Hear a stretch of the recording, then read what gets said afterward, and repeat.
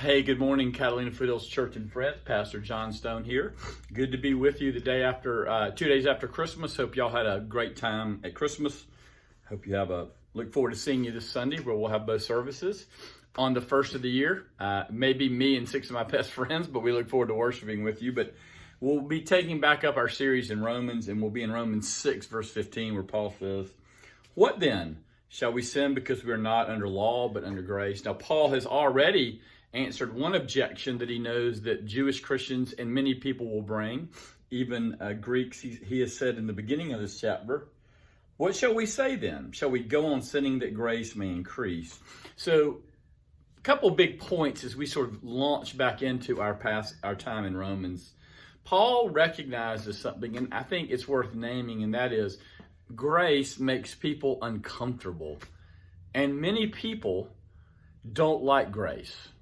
Because what grace does is grace takes away our pride. It takes away our achievement. It takes away our place. It takes away our strength. Grace means that we are helpless, that we were hopeless, and that we were utterly weak and unable to save ourselves, unable to morally redeem ourselves, unable to spiritually, psychologically, and even physically redeem ourselves.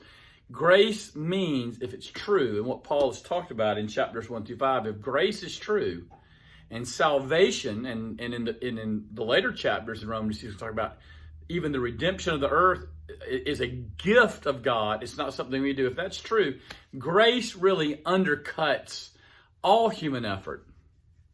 It undercuts all human striving and says, your efforts are useless before God. God's redemption comes by grace. And so, because specifically God's people, the Jews, will object to this, but the Greeks are going to object to it because of their trust in knowledge, Paul begins to answer these objections. One is, well, if we're under grace, let's just sin more so grace will increase. And Paul says, no one who's met Christ and fallen in love with Christ would want to sin more because they love Christ. But now he says, in verse 15, what then shall we sin because we're not under law but under grace? By no means. Don't you know that when you offer yourselves to someone as obedient slaves, you're slaves to the one you obey? So Paul's first question to us, before I go to the second question, is, do you love grace? It's very difficult to operate with grace, I can confess. We all go to work, we all take classes, we all expect a certain legitimate modicum of behavior in our homes from ourselves, from our spouses, from our children. And it makes grace challenging when you have an employee not show up, or when you feel cheated, or you are cheated by the government or by another business partner.